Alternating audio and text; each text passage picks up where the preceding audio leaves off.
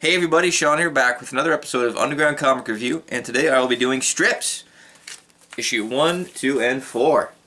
Unfortunately, I don't have 3, otherwise I'd be doing that too. Strips is an autobiographical comic done by Chuck Austen, and it definitely toes the line between underground comic and, well, straight pornography. In fact, roughly 75% of the pages in this book have some form of nudity in it, and there's even full penetration. The series is about Chuck's time in art school and his various sexual mishaps and encounters along with other characters' lives interjected as well.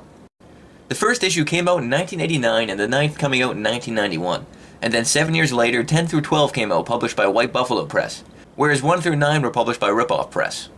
Unfortunately, there was supposed to be a lot more, as Chuck Austen says here in one of the letter sections that the novel ends around the 30 or 40 issue mark. Alright, so let's start with the first issue, because it only makes sense. The cover I'm not a big fan of. The words come off as bulky and magazine-like.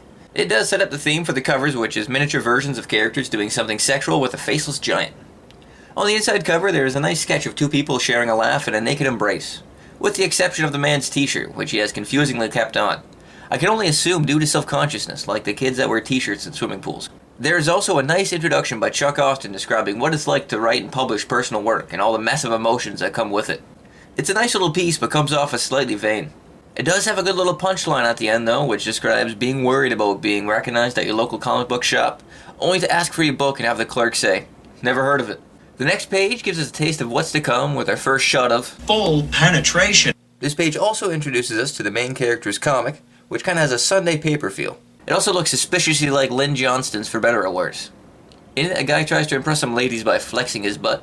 Unfortunately for him though, they think he has a bad case of hemorrhoids. Now to the main story. It starts with the main character Zach's girlfriend Sherry talking to a friend about another one of their friends being cheated on and her not knowing. Between parts of their dialogue, there are shots of Zach cheating on Sherry with Jenny. After Sherry's friend leaves, she goes and tries to find Zach and actually knocks on the very door that Zach is cheating on her behind. But Zach and Jenny decide not to answer it, so the big confrontation doesn't happen. After that, there are roughly 13 pages full of sex and gratuitous nudity. Not that I'm complaining, mind you. Also mixed in is another Sunday paper cartoon. This time it's somebody being surprised that his friend is reading a book, only for us, the reader, to find out it's just a smut book. After that, we have some more story. Zach's dorm mate, Danny, runs into Kenna, another character we'll learn more about later on, and she's looking for Zach. They find him in his room, posing with his shirt, and they commence to make quite a bit of fun about it. Then they have a bit of a discussion on the way to get some lunch. They don't speak of anything important, but it gives you time to give a bit more personality to the characters. They run into Sherry, and she tells Zach of her friend that was cheated on, and that if Zach was cheating on her, she would know about it before Zach even did. She then tells him that she wants to see him later at hers because she has to go to class. So there's your big cliffhanger for the issue. Now for issue number 2. On the inside cover, we have a girl hugging a gigantic penis like it's a character costume in a parade. On the next page is another semi-nude woman, this time with a kind of space witch vibe. There's also another Sunday strip where a guy likes to kill worms on rainy days. I personally think it's not too funny. Now to the story. It starts with Zach imagining that he's sleeping with the space witch and jerking off, when all of a sudden his dorm mate Danny comes in with another friend Tim. They don't catch on to what he's up to and they come in to hang out for a while. They talk about average college stuff like classes when Tim finds a Playboy on the floor. He picks it up and starts fumbling through it, and they make a few jokes when Zach mentions not to get it wet because he hasn't read the articles yet. Tim snickers about that, so Zach decides to defend the articles, and upon hearing this, he calls Zach a weirdo and says that he bets that Zach's a virgin. Then Tim asks if he's ever slammed a salami with a chick. After that, Zach starts bullshitting Tim, telling him that he's gay just to weird out his friend and get his goat. Tim then mentions how he heard that Zach and Sherry never have sex and that he never makes a move in any of the chicks that throw themselves at him. After that, the story moves to Kenna and Lee, who are hanging out, naked of course, just shooting the shit, talking about working out, sex, and how they both have crushes on Zach. It's honestly pretty much 18 pages full of fan service. But there's some awesome quotes along the way, such as, "The guys I've dated wouldn't munch my muff, even if they thought there was money in it." Or, "So where do you find guys that'll chew the fur burger?" And gems like, "I know all about nipple twisters. When you got jahoobs like mine, men forget they're attached to a live person sometimes." And of course classics like, "It's long, it's ugly, its name is Henry, it rips flesh and gives bladder infections." After that, there's a scene of what's to come, which looks like it involves a threesome, but like I mentioned earlier, I don't have that issue, so I can't tell you what happens. And now to issue 4. It kinda has the opposite layout compared to issue 2, with all the fan service at the beginning, with more story-driven stuff near the end. It starts with Kenna and Lee, once again naked.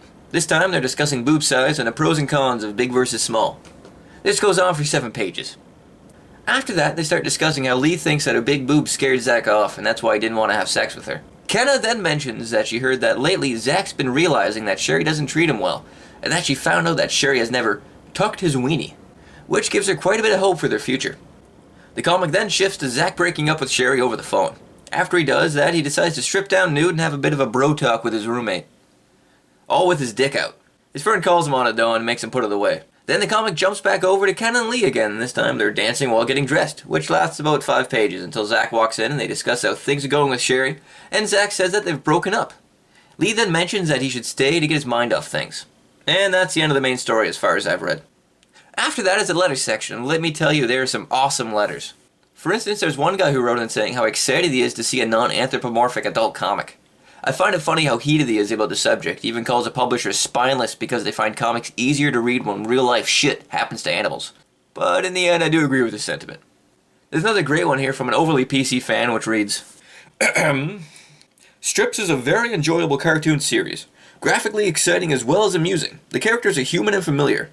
But socially and sexually, it lacks maturity and common sense. Here's an active college student moving from one sexual encounter to another without any consideration of his female partners, or the ever-present threat of AIDS. How does Zach know that one of his lady friends is not taking drugs or having sex with other young men? Is he even concerned? I'd be a lot happier with Zach and his friends if they were thinking about the future.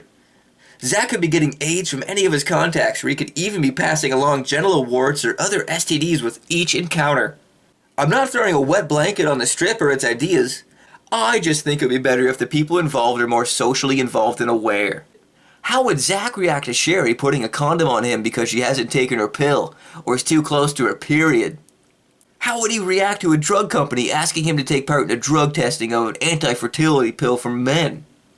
How would he react if one of his paramours asked him to shoot drugs with only one needle? Let's bring Zach and his friends into the present before we have to visit him and his friends in the AIDS hospice, or at the funeral home. Thanks for listening and reading this. I'll still read strips and enjoy the art, but I'd enjoy it more if I knew Zach and his friends would be around for graduation and beyond. Thanks! But if you think that's something, just listen how Chuck Austen replies. I should clarify here. Strips is a graphic novel. It concludes somewhere between issue 30 and 40. Strips is a graphic novel based upon my personal experiences in college, not yours. The character of Zach is based upon who I was at that time in my life, and is someone who grows and changes with time and experience. He is not some anatomically correct Archie Andrews who exists to expound upon the virtues of safe sex and mature behavior. So don't presume to tell me that I should make him one. There's no possible way you could understand better than I how best to handle my character. I stated in my last letters column that AIDS does not exist in this universe, although other STDs do. The characters in this comic will deal with those STDs in much the same way I and my peers in college did, and many people still do, which means sexual precautions will depend on the circumstances and people involved. That may not be smart, but it's what people do. Social awareness is being aware of what goes on socially around you, not standing on a soapbox screaming yourself blue about what you'd like society to be. Well, there you have it. That's strips 1, 2, and 4. I enjoy the art in this series. I like the clean flowing lines, and I find that all the characters have a real sense of life in them. Also, if his art style seems familiar to you, that may be because Chuck Austen ended up doing a lot of penciling for The Little Mermaid of all things. That's quite a drastic difference, I have to say, going from strips to The Little Mermaid. He also worked on something called the X-Men. I don't know, I never heard of it. It sounds kind of stupid. In the end, I actually liked the story and found myself quite invested with the characters and the plot that was developing. I would definitely love to finish this series, but I'm not going to go rush out and buy them all on eBay for top dollar. So you guys, if you're looking to pick it up, I would only recommend doing it if you see a bunch at once, because there's not enough story per issue. But if you're a big Chuck Austen fan, or you just really like what you saw, definitely pick one up. You won't be disappointed.